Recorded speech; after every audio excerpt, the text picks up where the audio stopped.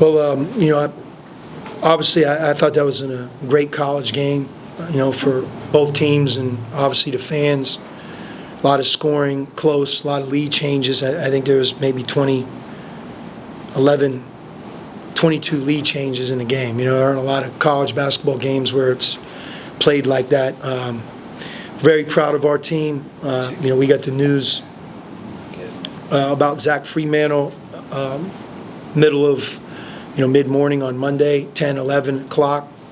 We had to basically move our practice time, had 2 quick days and a shoot-around to try to do some different things, get our guys ready. A lot of teams, when they get news that you're going to be without your leading scorer, it can really strip you of your hope and your confidence. In particular, we're coming off a tough loss, basically a game that we just played. We played on Saturday against Cincinnati. So from my side of the ledger, very proud of our players. We had a player tonight, Dante Jackson, really find himself. We knew he was capable, but he had a great game. And I think once you kind of have a game like that, especially against a team like UConn, it fills you with confidence moving forward. So I look at it as a positive step for us. Obviously there are no moral victories at this level. We had opportunity to potentially win the game. We didn't. And then, look, UConn's good.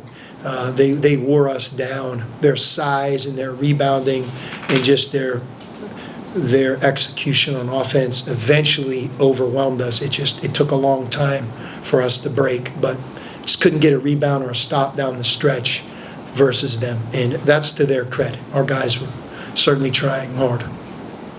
Coach, is this the type of offense that you were kind of dreaming about in the offseason when you put together this roster? You scored 1.5 points per possession in that second half. Yeah, no, we have the ability to score. Again, it's tough because we have a lot of guys that are experienced, but we're a group that isn't as experienced together. And we're still a week before Christmas, and a lot of times you don't hit your stride until January, sometimes even February. So, I really felt all along that we could continue to get better. We've lost a couple tough games. If you followed us closely, we've struggled to finish at the end. And you could say the same thing about tonight's game. I just think it happened in a different form.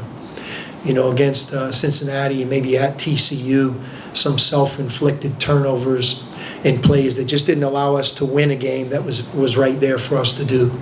But again, I credit UConn. There aren't a lot of teams gonna beat them here. And the other part I just let you know is, I go back to last year. I'm just glad that didn't happen. We were a far cry from the team that came up here a year ago, and I think we have some pride in that as well.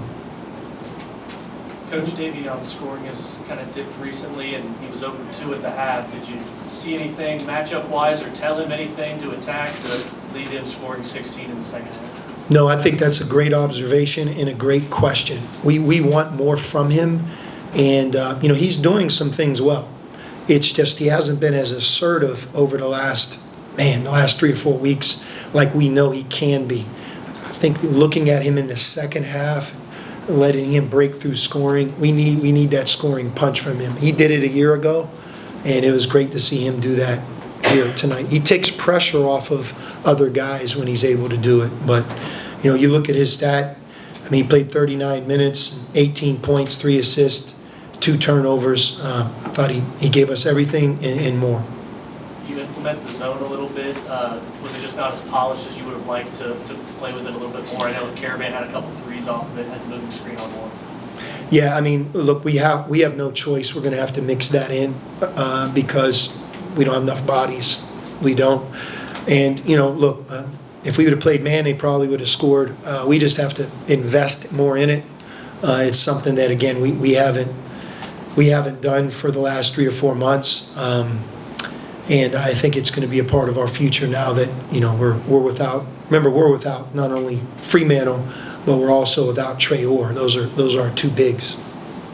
What do you say when you obviously Zach missed last year, fought to get back, and now this happens? What was the conversation like when you found out the severity of it? Yeah, I didn't know what to say to him, and quite frankly, I don't think he really knew what to say to me. It's heartbreaking. It's devastating. I mean, you always say things can be worse, but this kid has done things that I've never seen before in sports, overcoming multiple season-ending injuries and surgeries. This past time, really getting himself in world-class shape. He has 4% body fat. He's our hardest worker. Obviously, he's been our best player. He's off to a great start. And this is his final year. Never entered the transfer portal. Just stayed with Xavier. Graduated in grad school. Loves the Big East. Loves college basketball. And you just said, like, man, this is going to be the year where he's going to be healthy from start to finish. And then obviously this happens.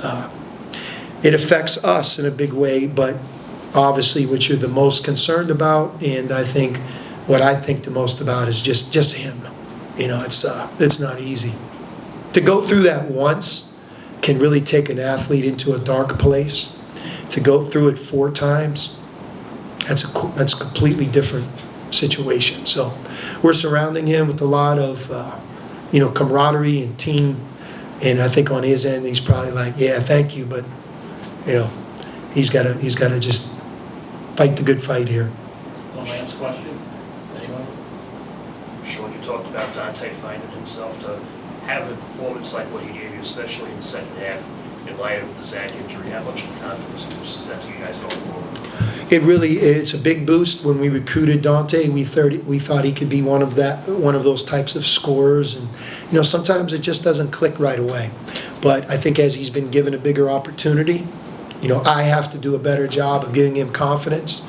As you learn what he can and can't do well, I think we have a better grasp of how to help him more. And moving forward, I think what you saw tonight, I think there'll be more of that type of performance. He can really, really shoot. It just hasn't happened yet. Glad it happened here tonight. I also just want to make one comment here about this guy, Alex Caravan.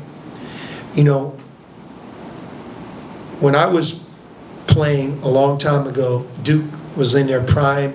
They had Danny's brother, Bobby, Christian Laettner, Grant Hill, and those guys.